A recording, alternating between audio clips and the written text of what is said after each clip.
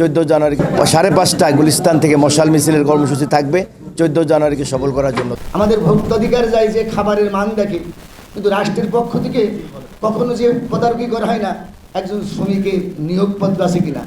আর hotel sector হচ্ছে শিশু শ্রমিকদের এক আবাসস্থল হয়েছে। বিভিন্ন প্রতিষ্ঠানের শ্রমিকরা আলাদা আলাদাভাবে নিজ নিজ মালিকদের কাছে এই মজুরি চেয়ে নিবেদন আন্দোলন সংগ্রাম করে আসলো। মালিকরা ত্রিপাক্ষিকভাবে আলোচনার মাধ্যমে নির্ধারিত এই মজুরি শ্রমিকদেরকে এখনো প্রদান করছে না।